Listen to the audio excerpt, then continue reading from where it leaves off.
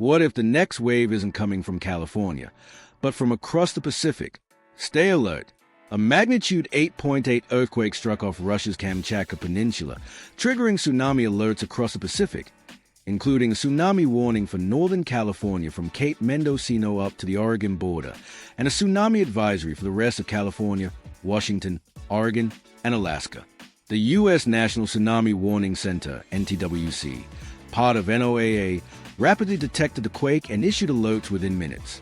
They work alongside the Pacific Tsunami Warning Center in Honolulu to notify federal, state, and local agencies, marinas, emergency services, and everyday residents via multiple platforms. 1. Origins of the warning. The earthquake, recorded on July 29, 2025, at 8.8 magnitude and about 74 kilometers deep, occurred roughly 315 miles southwest of Bering Island. Its strength, among the most powerful globally in recent years, set tsunami waves in motion that traveled across the Pacific. Japan recorded up to 3 high swells and evacuated nearly 2 million people. Hawaii and Alaska issued warnings and advised evacuations. Hawaii prepared for waves strong enough to move vehicles. 2. Which areas are affected? Northern California, from Cape Mendocino to the Oregon border in tsunami warning status. Residents in Humboldt and Del Norte counties, especially in places like Crescent City, should evacuate immediately. Southern and Central California, Oregon, Washington, British Columbia, Alaska, under tsunami advisory. Strong currents, dangerous wave surges expected. Stay off beaches and harbors. Projected wave arrival times in California. Crescent City, tilde 11:50 p.m. PT. Monterey, tilde 12:15 a.m. San Francisco, tilde 12:40 a.m. Santa Barbara, tilde 12:50 a.m. Port of Los Angeles, tilde 1:05 a.m. local time. Crescent City may see waves up to 4.8 feet, with conditions lasting 30 hours. Port San Luis could get surges of 2 to 3.7 feet, while Southern California sections may see under 1.3 feet, but still dangerous currents. 3. NOAA and government response.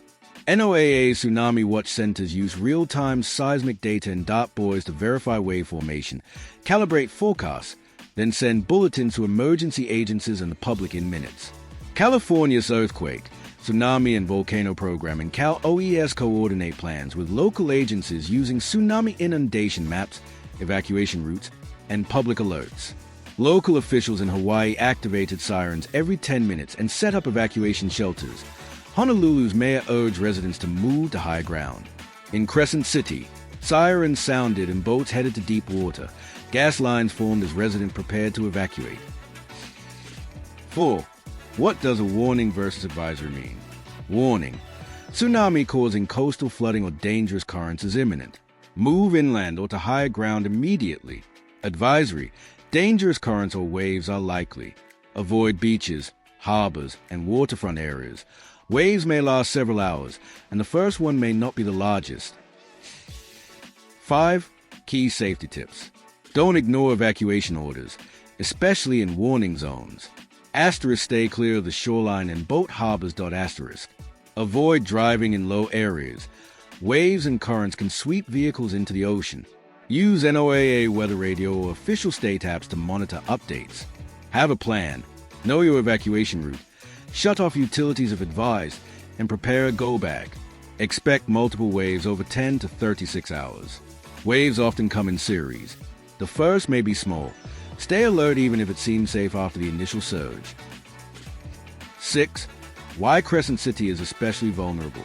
Crescent City has a history of tsunami devastation. In 1964, multiple waves destroyed much of the harbor and downtown. Its unique offshore underwater topography, like Cobb Seamount, and river mouth geography make wave energy focus there. Since then, the city has invested in tsunami-ready systems, breakwater army units, sirens, and evacuation planning.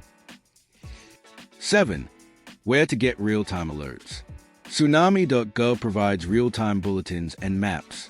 The NOAA weather radio, emergency management channels, and local government alerts. NOAA can geo-target wireless alerts to affected zones, but some rural areas may miss reception, so using multiple sources is recommended. Follow NOAA or National Weather Service on social media, but note high traffic can overload these sources during major events. 8. Expected scenarios. If waves reach predicted heights in Northern California's warning zone, significant harbor flooding and coastal damage, Crescent City worst case tilde 4-5 feet waves. Southern and Central California may face strong currents, less flooding but dangerous conditions in beaches and marinas. Boats and ships ordered to head to deep water are disconnected from docks.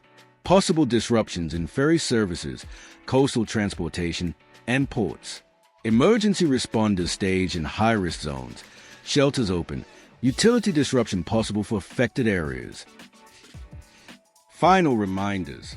Move to high ground now if you're in the warning zone. Stay off coastlines and waterways even if you're under an advisory. Use multiple alert sources to stay informed. Prepare ahead. This threat could last over a day with multiple incoming waves. If this video helped you understand what's happening and what to do, like, comment, share, and subscribe for updates when emergencies strike your region.